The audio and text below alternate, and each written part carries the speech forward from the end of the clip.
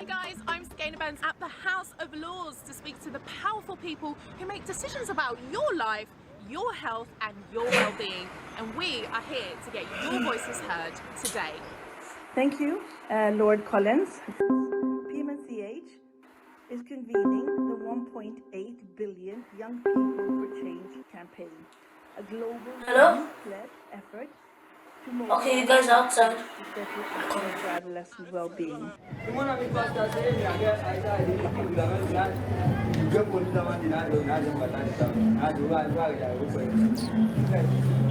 Attention. Unite! Rise! Lead! Young people, this is our time.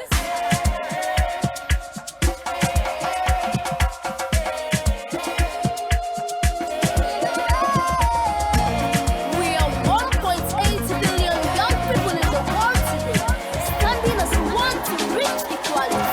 In the world today, where dreams ignite, we stand as one, younger shining bright, united in spirit, we make a change. For 1.8 billion strong, our voices rearrange. With hope in our eyes, we'll break these walls together. We'll rise, we'll answer the call, bound by our purpose. A love beyond compare, justice, our right.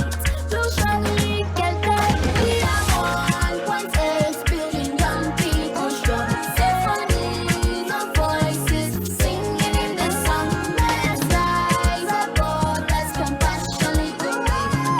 Bright our future, we will seize the day.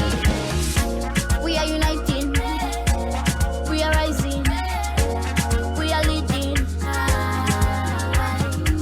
For better feel alive, for better kind of world. It's time to listen, it's time for action.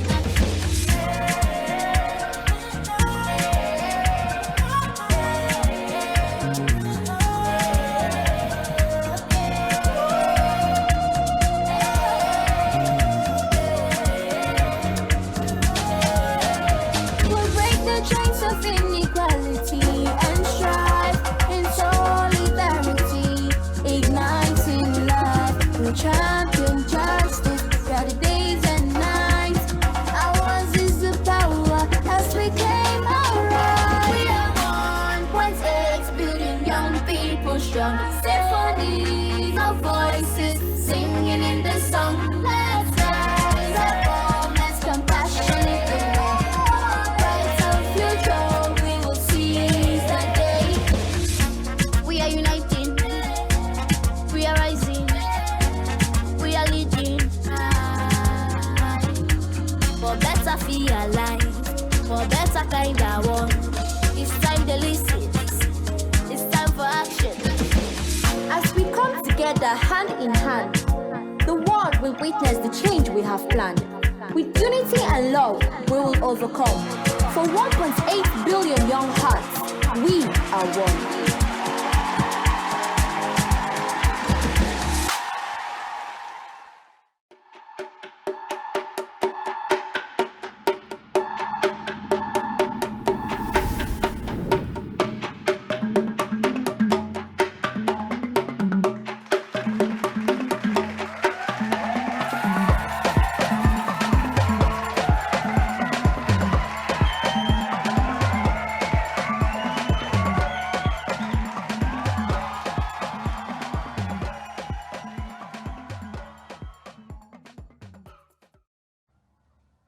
Hello! Wow, what a start. You know what? I absolutely love that tune. So big thanks to Leonis, the genius from Sierra Leone even, for the 1.8 anthem. And now, good morning, good afternoon, and good evening, wherever you are in the world. We are your co-hosts for this global forum for adolescents.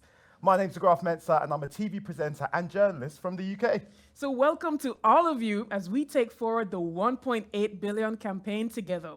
I'm really looking forward to hearing all the inspiring speakers and your feedback and questions. My name is Daniel Mullings, and I'm one of your co-hosts today. I'm a tech advocate, software engineer, documentary maker, and of course, a part of WHO's PAHO Youth for Health group, right from Kingston, Jamaica. We'll be by your side for the next 2 days for some great discussions, information sharing, inspiring speakers, and incredibly exciting announcements. I'm Levi Singh, a health policy advocate and PMNCH Youth Champion from Durban, South Africa. Now, welcome to the Global Forum for Adolescents. Thousands of young people are with us right now today, and we have a packed agenda over the next 2 days, with 3 high-profile plenaries and dozens of call sessions on a broad range of key issues facing adolescents and young people, plus some great music and entertainment along the way. Of course, I'm so excited for all of this, but we want you to join the conversation. So of course, use the hashtag 1.8 billion on all your favorite social media platforms. And we want to just show you really quickly how to access our conference and view all the great content that we have coming up. All right, here's our video. So what you're going to do in order to select your language is click the icon in the bottom right-hand corner. It looks like an A, it's a text icon. After you've selected your language, you can now scroll on the left to select whichever session you would like to access. Once you click it, you'll be able to access that session right here. And remember, after each session closes, you'll need to select which session you'd like to access next from the 2 options. That's it to access our platform. Now you know how it all works. Let's get started. Check out this video about the 1.8 campaign. Unite, run, lead,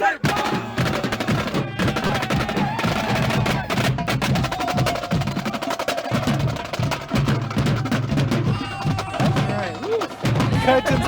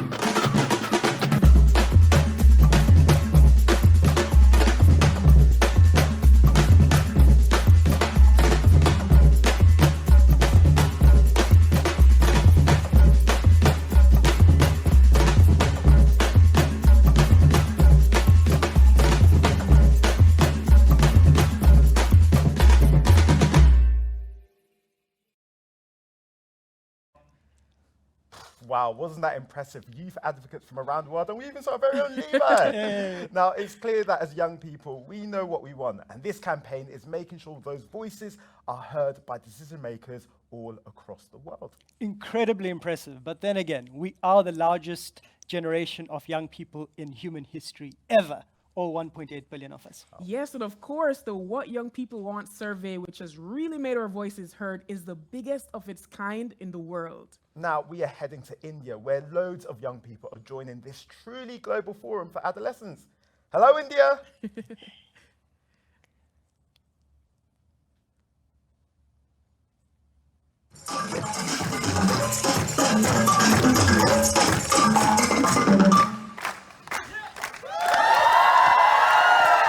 Hello, lovely people around the world! Warmest greetings from India to the Global Forum for Adolescents. Well, guys, I'm really excited. This is RJ Roll Morgan, and I'm as caked as everyone around here. We are going to be a part of this history, this groundbreaking event, first of its kind in the world. As you can see, a lot of people behind me, and they're as excited as I am. Well, guys, please give yourself a huge applause. These lovely bright faces with us from India, and we have two very special guests with us. Can we have Miss Wanya? Huge applause, ladies and gentlemen. Hi, I'm Vanya from the YP Foundation, and what an amazing crowd we have here today. As for YP's part in the 1.8 billion campaign, we have had 20 youth leaders who have mobilized over 50,000 adolescents. Wow! 50,000 adolescents in 10 states in India through community centers, colleges, malls, whatnot. And this is very special because they've raised their demand. They want to know about sexuality education, healthcare, and higher education. And this is special because we don't get a chance to represent our voices. And now we're having our opinions in G20 platforms, and it's really, really great. And we're living the change we want to see, and we're celebrating it today. Thank you. Wow! Let's hear for Wanya! We also have a very special guest with us. Please introduce yourself. Hey, my name is Oindrada, and I'm a youth advisor for Global Talim and the Pentland Brands. I'm so excited to be here today. We are so happy to be connecting with everyone via the Global Forum for Adolescents. We, the young people, have gathered over here to ask our leaders and stakeholders for having concrete actions and demanding accountability for the promises that they have made. We are 1.8 young people, the largest in the history of humankind. We want our leaders and stakeholders to invest in our well-being and health because it is our future, our rights, and it is our world. We are not mere beneficiaries of the system, but we are also active decision makers, and we want to be part of every step of decision making. The time to act is now. Yeah, thank you very much. And wow, this is so amazing. Huge round of applause for all of the young people here. And those who are joining us around the globe, guys, you're doing an amazing job. And of course, as you remember our slogan, unite, rise, and lead. Wow. So that's what we have from India. Bye-bye.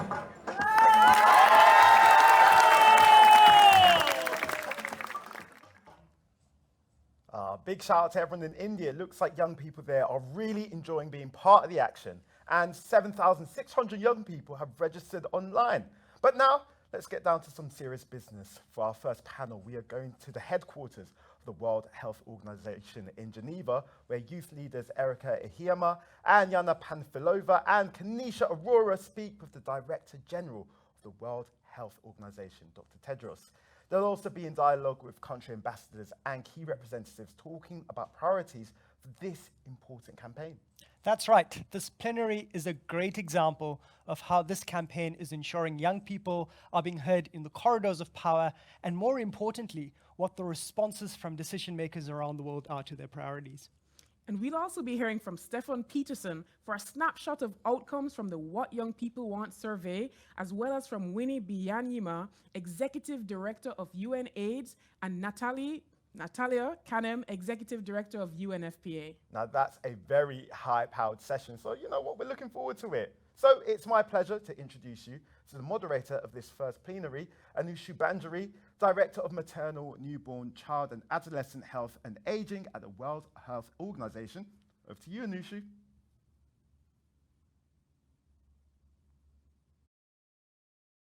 Thank you very much to our hosts. It's my pleasure to welcome you all to the opening of the plenary of the Global Forum for Adolescents, a milestone of the 1.8 billion Young People for Change campaign, and the largest ever gathering of adolescents, youth and allies around the world to urge for greater action for adolescent well-being. I'm Anshu Banerjee. I'm the Director for Maternal, Newborn, Child and Adolescent Health and Aging here at WHO in Geneva. I'll be the moderator for this opening session, which will focus on the theme Unite for Adolescents' Well-Being, a Future Shaped by Youth. What is the link between the Global Forum for Adolescents and the 1.8 billion campaign? The 1.8 billion campaign for Young People for Change is a multi-year advocacy campaign for political commitment and multi-stakeholder investment in adolescents and is coordinated by PMNCH, championed by partners, and is supported by the UN family. It is a culmination of many years of our collective effort to shine a light on the needs of adolescents. I'm very pleased that we are kickstarting this discussion here at the World Health Organization headquarters, a signal of our and the UN family's commitment to promote adolescent well-being. To start, let us hear from 1.2 million young people themselves on why adolescent well-being is such a priority, followed by Stefan Peterson, Professor of Global Health at the Karolinska Institute, on the status of adolescent well-being in the world today.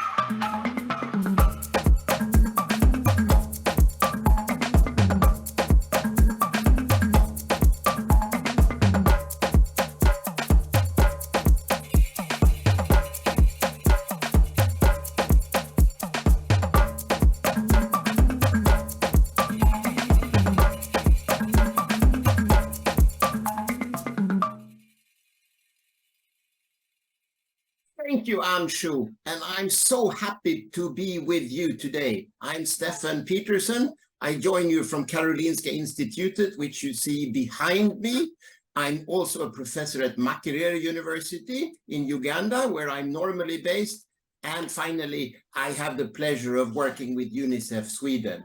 Now, I understand the organizers were looking for a 16-year-old to present the state of the world's children, but there must have been a mix-up because you got the 61-year-old. Nevertheless, let me show you some of the facts on the state of the world's adolescents as we see it today. We are overall 8.1 billion people in the world. And you, adolescents and young people, have never been as many. You're 1.8 billion. You're a quarter of the world's population. So you are in the absolute demographic majority. And you are becoming more. You've never been as many. But over the next 15 years, you're going to become even more. You're going to top 2 billion before you start aging off, as it were, as a cohort.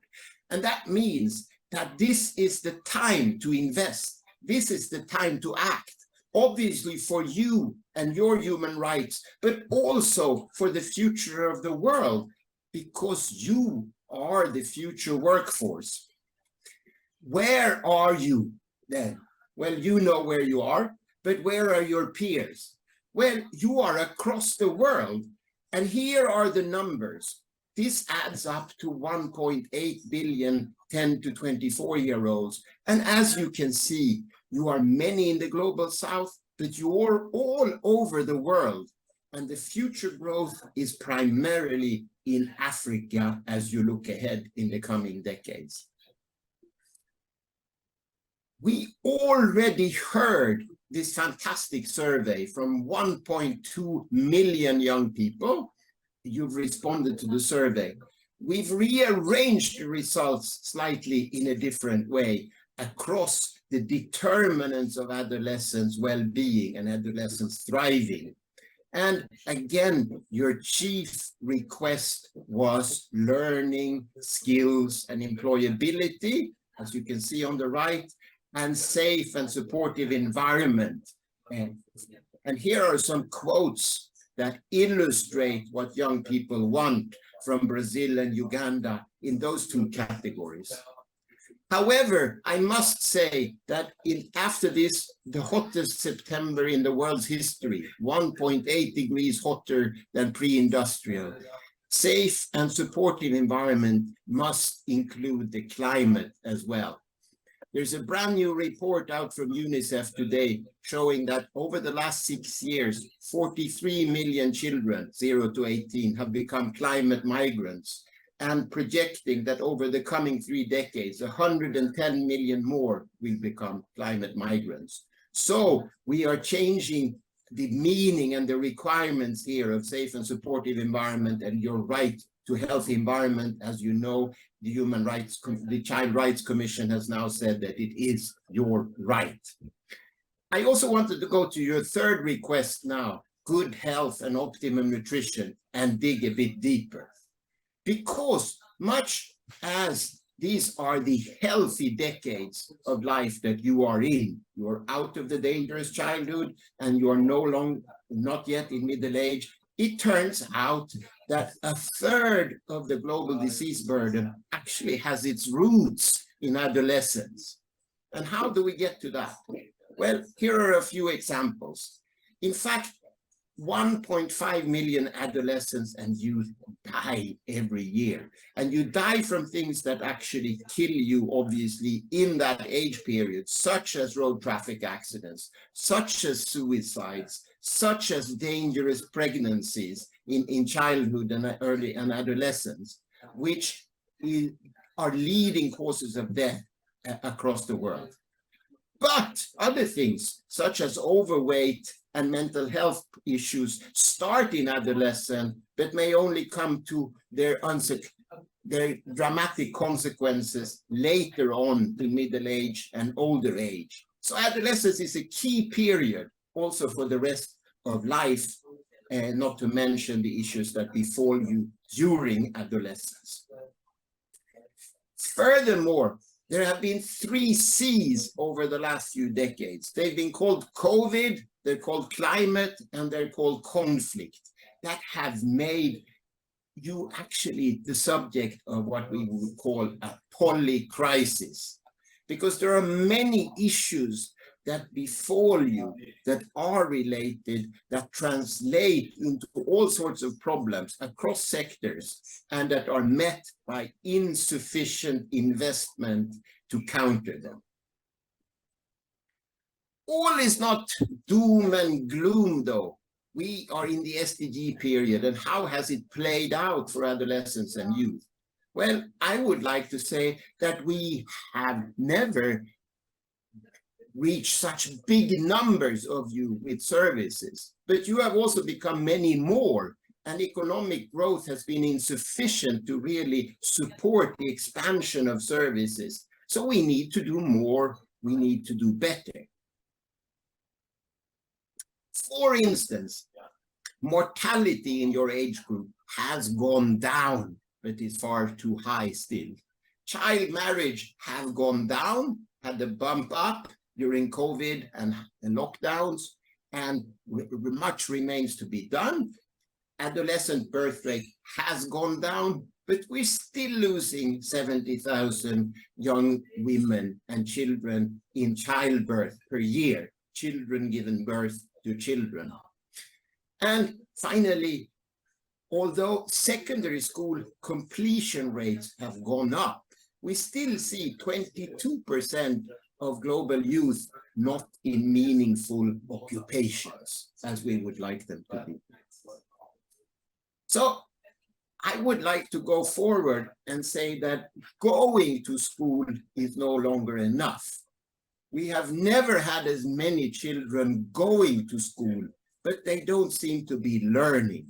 After COVID lockdowns, we are now up to 70% of 10-year-olds who are unable to understand a simple text. So clearly quantity is not enough. We also need quality. And this is your chief request as young people: learning, skills, and employability. This actually is a tremendous lost opportunity. The cost of inaction is massive.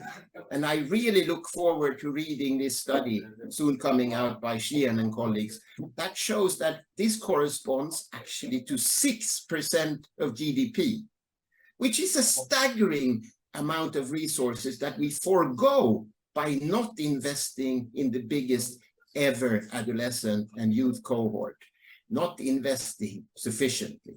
Because investing actually is good business. If you need to make your investment case, as I'm sure you will in the coming 2 days here, there are very good interventions. There are very good economic cases to be done. If you invest $1 in education, your chief request in the survey, society will reap $12.3 back, 12 times the money. And if you think that's bad, let's go to safe and supportive environments where you get 16 to 26 times the money back. Or let's invest in health. Adolescent health services gives you 10 times the money back. And mental health investment gives you 24 times the money. Now, where are the investors here? Where are the finance ministers? Where is the private sector? Where are the people with the money to actually reap these enormous benefits for society? Well, maybe they are not sufficiently here. And why could that be? Because we've made this argument before. I've given this talk before. But to me, I have a hypothesis. That is that it's about voice and accountability. And that's why we actually looked into youth in decision-making spaces. There are many ways you can look at it, but here is one statistic we managed to find. 23% of the world's adult population are in their 20s and thus voting age. Now, how many parliamentarians does that result in? Well, 2.6% of parliamentarians are under 30 years of age. So certainly you are underrepresented. There is a democratic deficit here in terms of young parliamentarians, and we need more of them. But conversely, we also need to make politics work for young people, even if parliamentarians are older. But maybe one way to do this is actually to lower the voting age. Why not to 16? That's an argument I'm making in my native Sweden, at least. It would serve to change the focus of debate. So we now gathered here for 2 days to do what? Well, to mobilize political and financial commitments. And that's certainly about how we spend the development assistance, the cooperation money, etc. But I would argue it's also about how the Minister of Finance and how the Prime Minister in all the countries of the world spend and not spend their money, and on which age group and on which type of services. It's also about missing stakeholders here, the private sector. Because after all, you ask for skills and employability, but the private sector needs employable people. So this is a two-way street. Secondly, we're here to bring young people together to speak for their well-being and to share knowledge and lived experience. But as I alluded to, it needs to go beyond talk shop. It needs to go to voice and accountability and a seat at the table. Therefore, I would like to encourage and challenge all of you over the coming 2 days to operationalize voice and accountability and not just wait to be invited. Certainly, you need to have an invitation, but you need to organize to take that space. Bring young politicians into this debate, but also find ways to make politics work for young people. Bring the missing stakeholders. Yes, talk to the development partners. Yes, make your investment case to the finance minister and the prime ministers of the world, but bring in the private sector so that we become more around this table. And my rallying cry, and is to get to action now, certainly for young people, with young people, but by young people, because you are the future. Thank you. Thank you very much, Stefan, for highlighting particularly the need to invest in young people, why that's necessary, but also the challenges that we have, but also successes that have been made so far. You've highlighted the life course approach. We know that when we invest in adolescents, it's not only when they're an adolescent, but also in their future health, their employability, but also into the next generation. And as you mentioned, voice is important. So it's important for us to listen to young people.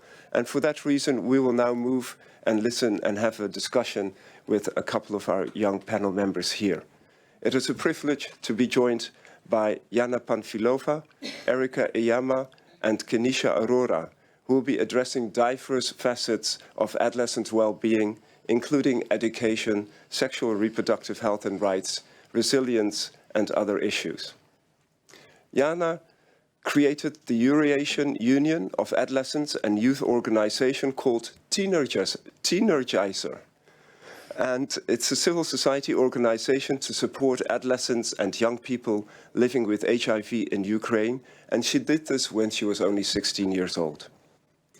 Erika serves as the Youth Coalition in Ghana and advocates for adolescents' sexual and reproductive health and rights. And Kenisha is the co-founder of the Hope Sisters and is the UNESCO Youth Representative.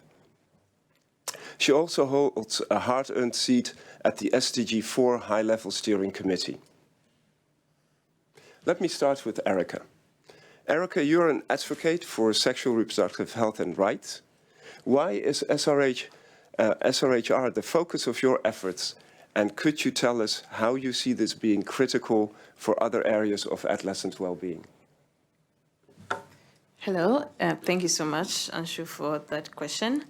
SRH is actually the focus of my advocacy work because of the environment I found myself in growing up. You know, in an environment where you realize that young people or adolescents do not have access to information to make informed decision, in an environment which is in a cultural context where it's so difficult for a young person to even walk to the pharmacy to purchase contraceptives or even walk to the health center to ask for information about her adolescent health or his sexual health. An environment where you have a lot of adolescents actually dropping out of school because of teenage pregnancy, because of child marriage, because possibly parents may not really see the essence of putting the adolescents in education because they may not have any planned future for these adolescents. So SRH was my focus, or I would say is still my focus, because I believe that as young people or as adolescents, we need to find ourselves in a supportive environment for us to grow and thrive. Hence, it's important for us to get access to information, which is vital in order for us to make informed decisions. Well, SRH is very, very important. Sexual reproductive health rights is so important because it is actually fundamental to the human rights of adolescents and young people. As adolescents and young people, it's important for us to have access to this information because it goes a long way. Having access to that information now as an adolescent actually transcends to, I would say, who I would want to be in future, because if I get access to that information, that can help me, that can help guide my career path on who I want to be one day. But I'll say there have been quite some challenges for adolescents and young people, and this may be contextual. It may differ from every country, but coming from Ghana, I would say one major challenge in Ghana is access to SRH information. As I indicated early on, it's difficult for young people and adolescents to access information. Young people and adolescents are not actually involved in policies that actually concerns them. Young people will just be there, adolescents, and you will be informed, okay, this policy has been passed in favor of young people, but it's actually not being implemented. It's just being passed because everybody wants to see it being passed. But what actually is happening on the grounds, it's totally different from what is being stated in that policy. It's difficult for adolescents to walk to health facilities, to access information. These challenges are quite a lot for young people and also adolescents, especially finding themselves in such communities. Now, the solution possibly is to ensure that young people and adolescents are actually engaged at all levels. We are not just the future, but we are actually the present. You can't call us or you can't describe us as the future without involving us in the policies and the frameworks that are being worked on now. Hence, it's important that in all aspects, we don't want to be put aside and called upon when the money is ready. No, we want you to call upon us and ask us, what do we want? Then allow young people to tell you what they actually want. Then if you want to provide us with that funding, that is provided for us to find a solution to it. And also, it's important that when we have these discussions, let's not forget inclusion. Usually, for instance, persons living with disabilities, young people living with disabilities are quite challenged because they are not involved in this whole process. So it's quite a holistic process that we need a holistic approach to ensure that everybody is included. And to do that, you need to involve young people in all aspects. Thank you. Thank you, Erica. And so I think you're highlighting one point, and that's whether actually the decision makers feel that you can make a decision yourself about your own lives. So let's maybe move to Jana. And Jana, speaking for your experience as an activist over the last few years, can you elaborate on some of the challenges that you and your peers have faced, especially when it's coming to adolescent health and well-being during conflict and in conflict settings? You have been working with peers and other partners to address this, and it's also an important issue around the mental health of young people. So maybe you can highlight a couple of your experiences. Thank you so much. Hi, everyone. My name is Yana Panfilova. I'm from Kiev, Ukraine, which is capital of Ukraine. I'm 25 years old and I was born with HIV. As a young person born with HIV, I never expected that one day I would flee my homeland as a refugee and continue to fear that it will take years, even decades, for me to recover from these emotional scares. This is the state of the mental health for me and for entire generation of young Ukrainians. I'm not here just to tell my story, because there is many young people those lives are more moving than my own. I'm here to scream for attention for the mental health crisis facing millions of young people around the world who are growing up in the world of tyranny and mental fragility. Let me tell you about the story about Valeria, an activist from our organization Teenager in Ukraine. She was only 17. She tried suicide 3 times and she were not able to get any mental health before because of the parental consent law. What is the WHO definition of health? Health is the state of complete physical, mental, and social well-being, and not merely an essence of disease. But the doctors and nurses in the hospital who had duty to ensure her mental well-being look at her with contempt. Our organization, Teenager, was lucky to help her in time. We got a psychiatrist to support her. After she was diagnosed with depression, she started take treatment and her condition stabilized. Today she is living in Ukraine, and despite the war, she has better mental health than she has had in many years. I'm proud of our work, but our model is based of 200 peer psychological volunteers. We can only support a small numbers of young people who need help now. Who is supporting hundreds of thousands of young people we can't even reach? There are thousands of young Ukrainians, women like Valeria. We were only able to help one.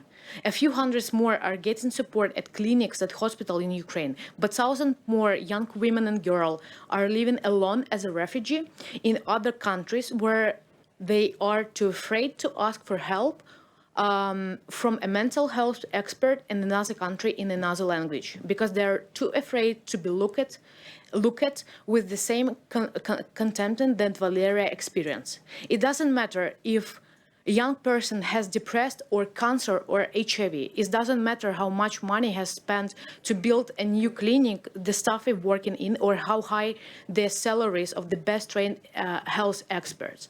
If young people cannot expect that we will be welcomed by mental health professionals and trained free of discrimination, we will not seek support for mental health or any other conditions, regardless of where we are from, how we define our gender. If I'm going to face contentment from mental health expert who is supporting to help me, I will feel safer to hide in the shadows or get free mental health support from ChatGPT. These crises are not going to finish soon, or even. So we need to ensure that young people, especially teenagers, have access to professional mental health services that are strong enough to work in any crisis, any wars in our world. Thank you so much, and Slava Ukraini. Thank you very much, Anna, for highlighting that case of Valeria, because I think there will be hundreds and thousands of Valerias in other humanitarian settings, and they need support. Next, we'll come to Kenisha. Kenisha, you're an executive member of UNESCO's Youth Network, and you lead a network of 100 education activists across the world to provide quality education to all young people. And we've seen from Stefan's presentation how high education is on the mind of young people. How do you see adolescents and young people's voices being listened to and attended to in policy-making bodies in such a fundamental area as education? Over to you. Thank you so much, Dr. Banerjee, and hello to the distinguished excellencies, member states, and my fellow youth leaders. My journey started a couple years ago when my best friend dropped out of high school, not because she didn't have a passion for learning, but because she couldn't access menstrual hygiene products in our school washrooms. And this journey, it took me quite a while to understand. How could something like a stigma become such a huge barrier that prevented not only my friend, but 1 in 7 girls in Canada from going to school and learning? So at a young age of 16, I mustered up any courage that I had, and I put my name to run for school board trustee. Once I got elected, I put forth a motion to provide free menstrual hygiene products in our school washrooms. But I was quickly dismissed because this proposal was rejected, not because they didn't believe in the passion or understand the empathy or understand the concerns that young people had, but because of the stigma. In fact, I wasn't even allowed to talk about it at a public board meeting. But I continued to advocate. I continued to educate peers around me and the fellow trustees sitting around me in the boardroom. And with that, I'm proud to now say that this motion has been institutionalized. But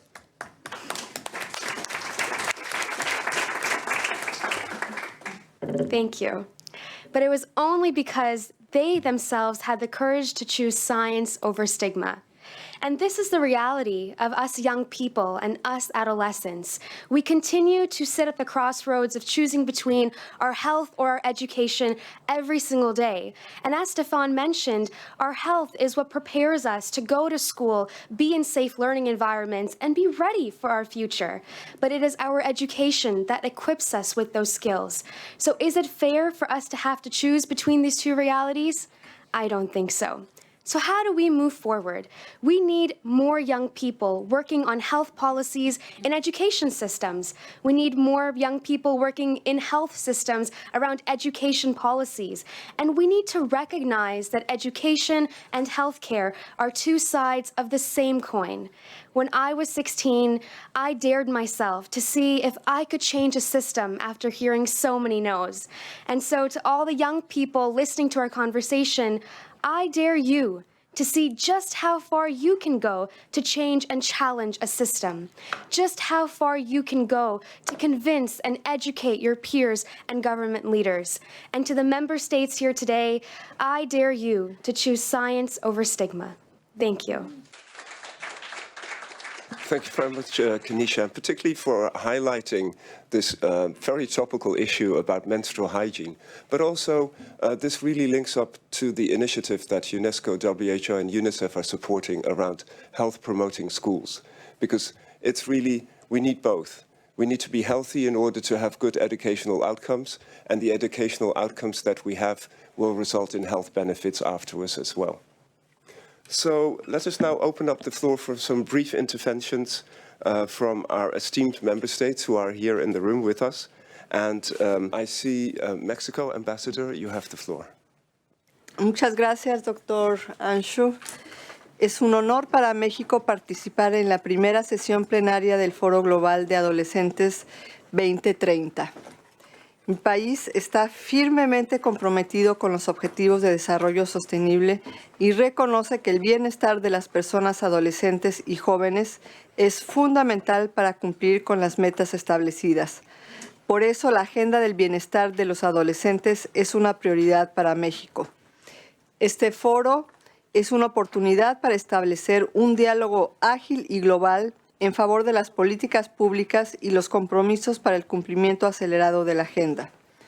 También es una oportunidad para escuchar la perspectiva y las preocupaciones de las personas jóvenes de manera directa, que consideramos fundamental para comprender mejor sus necesidades y aspiraciones, evitar visiones tutelares y diseñar políticas efectivas. Con base en nuestra legislación y contexto, México ha asumido compromisos específicos en favor del bienestar de los jóvenes y está trabajando activamente para cumplirlos bajo un enfoque multisectorial. Estos compromisos abarcan sectores como la salud, la educación y un entorno seguro, libre de violencia, entre otros, que consideramos fundamentales para conectar de manera transversal sus necesidades y derechos. Continuaremos trabajando para garantizar que estos objetivos se cumplan y así lograr que nuestros adolescentes y jóvenes tengan un futuro prometedor. Deseamos mucho éxito a las y los participantes. Muchas gracias. Thank you very much, Ambassador, and for highlighting particularly the issue of the need to listen to young people in order to get them engaged and to adjust the policies according to that. And also particularly the issue of multisectorality and violence in that age group. I see there are many plaques up, so I will maybe first go to India. Ambassador, over to you. Thank you very much, Dr. Banerjee, and thank you very much to all the panelists, and it was wonderful to listen to all your perspectives. This forum, we believe, plays a very pivotal role to amplify political attention, to foster international cooperation, and also to accelerate actions to ensure the holistic well-being and development of adolescents and youth. India is firmly committed to this agenda, and in fact, as a part of our G20 presidency this year, we had hosted a special side event on it. As the most significant stakeholders in their own future, young people's contributions to decision-making processes have a perspective that others simply cannot bring. And we therefore need to ensure that the youth participate fully and effectively in these processes and that their voices are heard and heeded. India has one of the world's largest youth populations, and with a substantial proportion actually representing, comprising the adolescents. And securing their well-being and their development is not just a societal obligation, but also a strategic necessity for us to ensure the nation's future growth and prosperity. Going through vast physical, emotional, and cognitive transformations, adolescents do require our focused attention and nurturing, which is why, as part of India's national efforts, and we have significant investments in youth programs, and adolescent well-being has a very high priority. the digital revolution in India and the enormous strides that we have made in recent years in universalizing access to high-quality education, health services, and developmental infrastructure have greatly facilitated these efforts. I'll conclude by reiterating India's commitment to further strengthening our policy environment and also to collaborating with international efforts to empower adolescents and young persons and to equip them to become future leaders for the world. We wish all success to the forum. Thank you. Thank you very much, Ambassador. And I'll just move down the table. South Africa, I think the Deputy Representative. Distinguished colleagues, good afternoon. DG.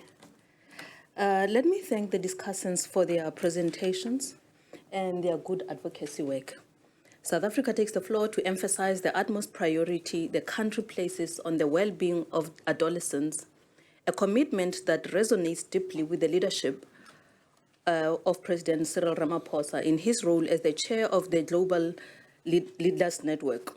Adolescents' well-being is central to our national efforts. The government of South Africa recognizes that investing in the future of our adolescents and youth is investing in a prosperous and equitable world.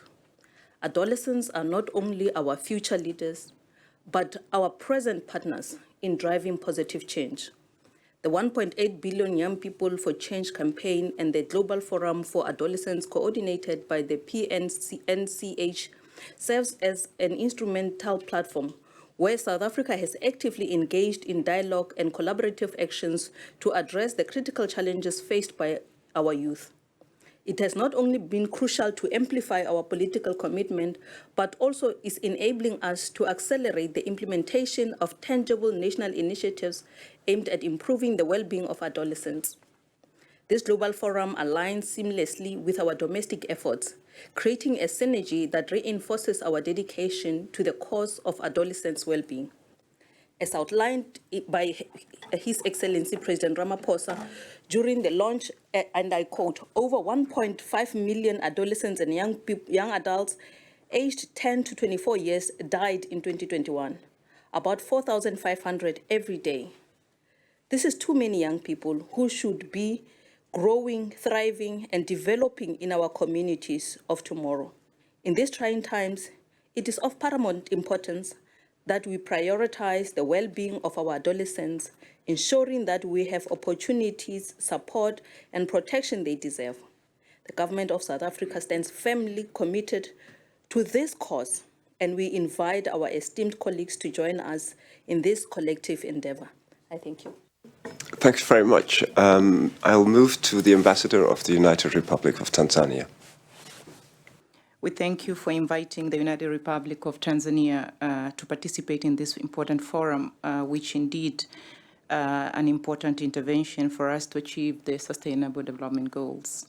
In 2021, Tanzania launched the National Accelerated Action and Investment Agenda for Adolescents, Health and Wellbeing 2021/2022 to 2024-2025, known as NAIA AHW, so as to take the advantage of its demographic by investing in important adolescents' health and productivity.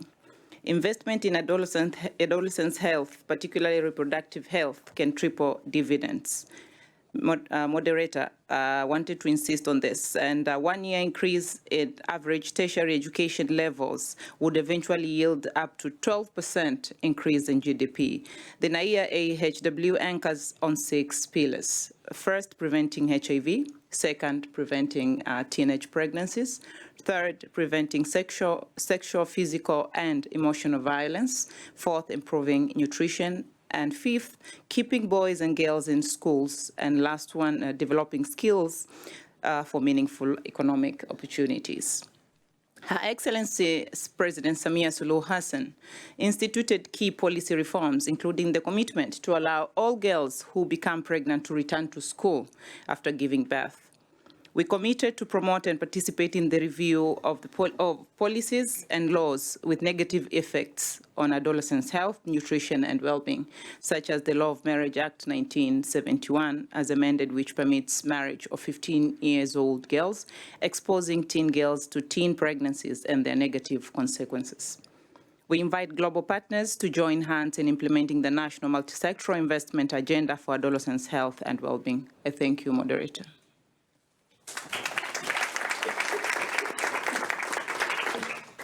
Thank you very much. I'd like to invite the Health Councillor from Portugal. Thank you very much. Thank you for organizing this important forum, dear Dr. Tedros, dear Dr. Winnie. Also, thank you for the leadership of Erika, of Jana, and of Ganesha on this topic. And thank you for this opportunity to discuss Portugal's commitments to adolescent well-being agenda. We are compelled by the thought that adolescents' well-being has far-reaching implications for the future. We need healthy, inspired, and resourceful citizens. They are the future leaders and innovators, and fostering their happiness ensures a more capable and informed generation to tackle future challenges. As we brilliantly seen today by the presentation of Professor, because this life stage is a critical period for physical, mental, and emotional development, neglecting this welfare of adolescents can lead to long-term health and societal issues. Let me give you some examples of what Portugal is doing. First, on youth representation. The National Youth Council was created already in 1985 with a legal status. Since its creation, it has been the representative platform for youth organizations nationwide, covering the most diverse expressions of youth associations in all fields. Second, on our international representation. Portugal, adding to the leadership on New York on these issues, has been involving young people in the decision-making progress, namely by having youth delegates as part of our country's official delegations. We've had youth delegates to the UN General Assembly, the Human Rights Council, or the World Health Assembly, to name a few. I would like to conclude by reiterating Portugal's commitment to youth and by recognizing the important role of the Global Forum for Adolescents as a platform to create awareness for the needs of this important population group. Thank you. Thank you very much. Let me move to Zambia and the Health Attaché. Over to you. Thank you very much, Moderator, Your Excellencies, distinguished invited guests, and of course, the very eloquent speakers. Wish to just share a few comments on behalf of my ambassador. So Zambia's demographics indicate that children from 0 to 9 years constitute approximately 32% of the population, while adolescents and young people collectively constitute 33% of Zambia's population. Therefore, for Zambia, adolescents and young people are a key stakeholder on whom the country depends to move the economy to the desired levels.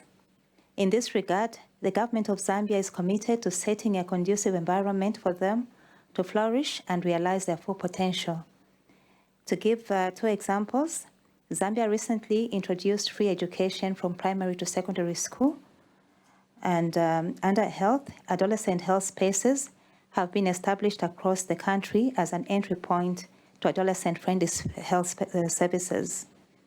Therefore, the adolescent well-being agenda is very important for us, and we believe for adolescents and young people to continue setting the tone of how they envision the world to be going forward. I thank you, Moderator. Thank you very much. Maybe Nigeria next, the Health Attaché. Over to you. Nigeria is also a country with a lot of young people.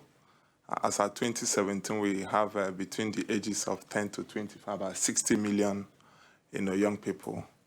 And so it would be very important, for this partnership to continue to make effort to get political involvement. Of course, I heard it in the statement that was made earlier, for political leaders to invest in the welfare of young people.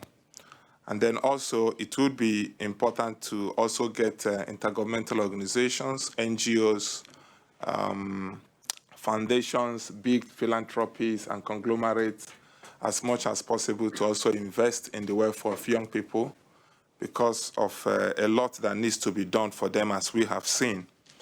Furthermore, it will be good for the partnership to continue to invest in campaigns that enlighten young people from a strained lifestyle that hamper positive and progressive all-round development. There are some enlightenment that young people need that would help them to make informed decisions. and that this will help them, to not go the wrong way as they develop. As we have heard, there are many issues of teenage pregnancies and many other lifestyles that really affect young people, which they need to be enlightened to take informed decisions. And so also there would be need to invest in public awareness campaigns that focus on self-evaluation and awareness for adolescents, and also the need to invest in additional enlightenment campaigns for parents and those who care for young people. Yeah, they need to really be able to support them, provide effective support for them to, for their progressive development into their adulthood. I would stop here. Thank you very much. Thank you very much. And we can maybe go to Honduras. Councillor, over to you. Thank you very much, distinguished colleagues, Director General. So, agradecemos al Director General Tedros, a la Organización Mundial de la Salud y the Partnership for Maternal, Neighbor and Child Health por este espacio. Nuestra presencia en este diálogo demuestra el compromiso que se tiene para entender y duplicar los esfuerzos en temas trascendentales como el bienestar, la salud, participación y el desarrollo de los adolescentes y jóvenes.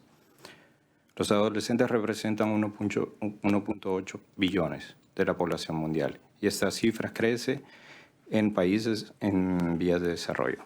El gobierno de Honduras afronta esta realidad con una apertura al diálogo, la búsqueda de la reforma y el fortalecimiento de los sistemas de educación, salud, así como una efectiva implementación de un sistema integral de garantías de derechos de la niñez y adolescencia, a fin de proteger el futuro de los adolescentes e impulsar sus capacidades para que puedan participar activamente en la búsqueda de reformas estructurales.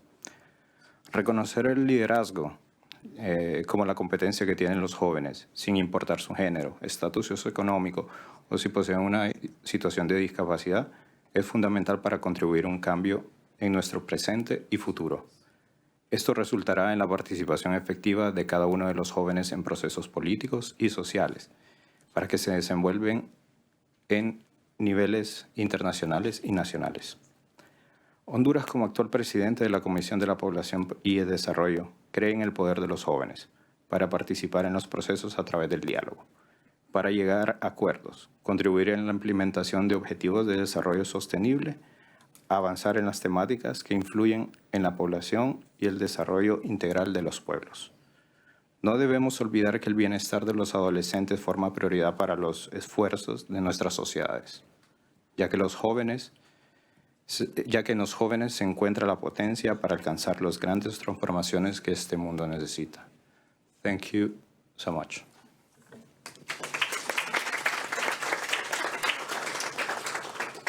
Thank you very much for highlighting health, but also the development of young people and the fact that we need a multi-sectoral approach for that and an integrated approach, and also involving young people in setting policies. So we've heard from our member states, and I think it was very inspiring. We've heard the strategies that have put in place really to look at addressing health and well-being for young people and adolescents. And so I think we'll now move on to look at what the UN agencies are going to do and what the UN family will contribute. So I would first like to hand the floor to UN Women to hear what they would like to contribute to this agenda. Thank you very much, and congratulations to this excellent panel. It's very exciting to hear from you. I wanted to share that in preparation for this Global Forum on Adolescence, UN Women convened a Global Adolescent Girl Leadership Town Hall, where adolescent girls called on the following commitments. First, for governments to increase the level and effectiveness of domestic spending on adolescent well-being by providing adequate budgetary allocations to education expenditure within ministries of education and to address adolescent health, well-being, and period poverty. For civil society to provide the space, support, and opportunity for adolescent girls to drive their own development agenda by engaging them in creating the policies, programming, and research that affect their lives and communities. for philanthropies to fund girl-led movements in underserved geographies, accompanied by resources and support for national, regional, and global learning strategies and networking.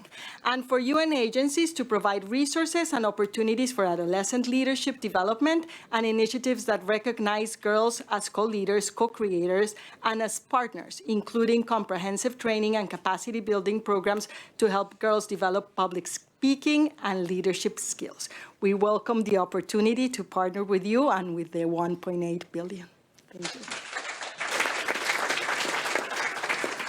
Thanks very much, Adriana. Dr. Natalia Kanem, Executive Director of UNFPA. Over to you. Excellencies, esteemed colleagues, dear young people, greetings of peace. My message to you is straightforward. Invest in adolescence now. Invest in adolescents' preparation for leadership. Invest in their acquisition of life skills. Tell them the truth about sexual and reproductive health and rights. That's a winning move for health and wealth in this generation and continuing into the next. Invest in the education of an adolescent girl to reap the economic dividends.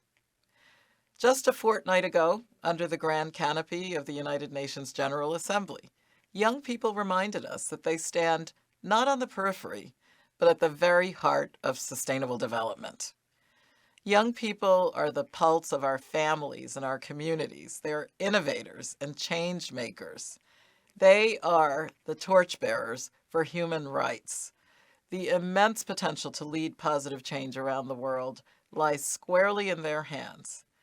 Yet, young people's potential can only be fully realized when they're healthy, educated, safe, and equipped to make positive choices about their bodies and their lives. In more than 120 countries, UNFPA is implementing culturally sensitive, age-appropriate, comprehensive sexuality education programs. These equip young people to make informed decisions about their bodies and lives, empower them as agents of change in their communities, and enable them to see themselves as the future leaders they will become. The young people UNFPA works with every day inspire us and fill us with hope. We stand with them in advocating for their health and well-being. I close with this Yoruba proverb. It's one of my favorites. With the wisdom of the youth, with the wisdom of the elders. That is how Ife was built. Young people, UNFPA stands united with you. We know there are no limits to what we can collectively achieve when you're fully at the center of sustainable development, of global health, of humanitarian responses, of gender equality, of climate equity, and at the center of our unwavering defense of human rights for all. Thank you very much, Natalia, for that intervention. Next, I'd like to introduce the Executive Director for UNAIDS, Winnie Binyama. And we know that adolescents is a very important population group for you. So over to you for your remarks. Thank you very much, Anshu, and your team for inviting me. Excellencies, distinguished ambassadors, representatives of governments, my brother, Dr. Tedros, DG of WHO, young people who are here and who are listening to us all over the world, ladies and gentlemen, nothing excites me more, nothing is more important for me than to hang around with young people. So don't mind that I'm gray-haired and on this panel, but this is because it's so important to be listening and learning from young people. The face of HIV in Africa is that of an adolescent girl. It is. Last year, across the world, 4,000 adolescent girls and young women in this age bracket of 15 to 24 were getting infected with HIV every week. Every week, 4,000 around the world, girls, young women. Of these, 3,100 were in sub-Saharan Africa. It's a very African problem. It's an African girl and an African young woman. It's a huge injustice because we know it shouldn't be like that, and we know why. It is intersecting inequalities. It's structural injustices that are making girls, young women, so vulnerable to a disease. Education is a protective factor here. Not only to reduce new infections, but it also is a way to reduce early marriage, teenage pregnancies, sexual violence against girls. Keeping a girl in school protects against all of this. We know what we need to do. We know that this problem is of inequality, leveling out the inequalities in education, in health, in economic skills. But to do that, you must have political commitment to level out and partnerships across sectors, the multi-sectoral approach. We know what we need to do. So I am so proud that we, UNAIDS, are part of this partnership that brings together young women, the Global Forum for Adolescents. We are proud to be part of the 1.8 billion campaign. And tell us what more we need to do, Anshu. We are proud of that because it is through those partnerships that we solve the different challenges from HIV, early marriage, teenage break, all of them. It is through partnerships that we can achieve what we want. So I'm eager to stay a part of this global forum and for UNAIDS to be a strong partner. And thank you, governments who have come here at the highest level for coming to show up for our young people.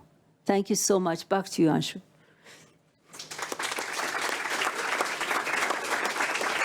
Thank you very much, Winnie. And I want to go back to Erica, Yana, and Kanisha, because they have listened to what member states have said. They have listened to a couple of our UN agencies speaking. And what is the one word that comes to your mind that you think is the next action or is an issue that needs to be highlighted in this agenda for well-being for adolescents? Erica. So I have here inclusion, which plays a vital role in all aspects. We need to be included in everything, from planning to implementation. So inclusion is very critical for me. Thank you. Thank you so much. For me, it's about mental health, because now the young people, the future of young people are the biggest attack right now, not only in Ukraine, but in the whole world. So, and the mental health, the vital step for our future. Thank you so much. For me, it's health education. That is the foundation of ensuring that we live healthy lives for a long time. I'd like to go over to Dr. Tedros, the Director General for WHO, who is a very strong advocate for involvement of young people and youth and adolescents. We were having a discussion the other day about developing the next general program of work for WHO, and Dr. Tedros said we have to involve young people in this agenda, in shaping WHO's agenda. Dr. Tedros, over to you for final comments for this session. Thank you. How many minutes do I have? Because they're saying time. Before you say time up, I finish. Sorry, I'm kidding.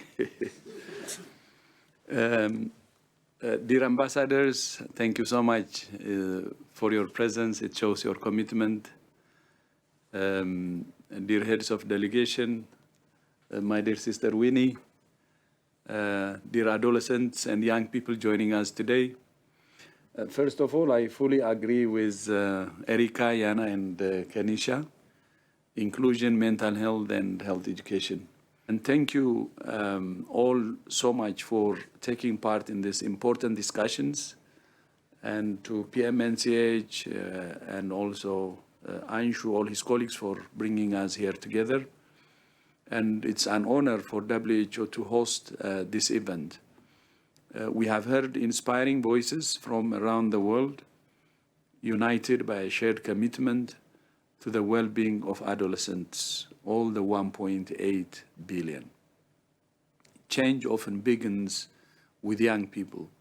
Our path must be guided by the voices we aim to empower. And yet, adolescent health and well-being continues to be a low priority in many national health plans. The challenges young people face are many and growing every year. As we have just heard, an estimated 4,500 young people lose their lives every day, including 2,600 adolescents, mostly from preventable or treatable causes. 1 in 7 adolescents experience a mental health issue, and more than 12 million girls give birth each year, mostly in developing regions. And 1/5 of young people, many of them young women, are without employment, education, or training. All of these challenges are further compounded by other crises, including climate change and the increasing cost of living. This Global Forum for Adolescents is a key milestone in the What Young People Want campaign. In the past year, the campaign has amplified the voices of more than 1 million young people through more than 100 events, resulting in concrete commitments to change from countries. Adolescent well-being is a collective responsibility that transcends borders, generations, agencies, and sectors. Over the next 2 days, I invite everyone to join the discussions on various aspects of adolescent well-being. Together, we must strive for a world where young people can be the best versions of themselves. WHO has always been and will always be an ally of adolescents and youth. And as you know, we have a WHO Youth Council that participated in the planning of these events. And our Youth Council members actually represent the major youth organizations.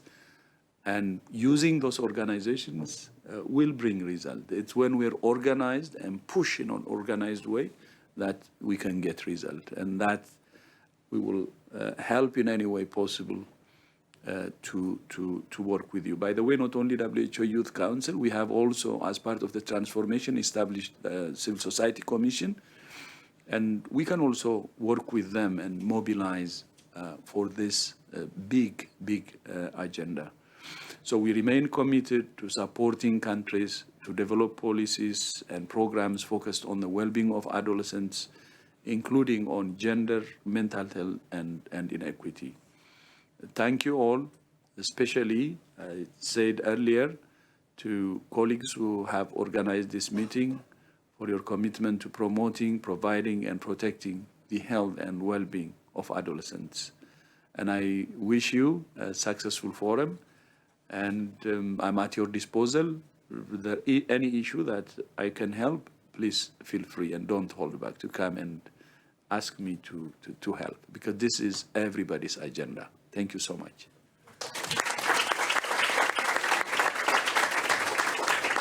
We know what to do. We need to do it. Thank you very much for joining us today.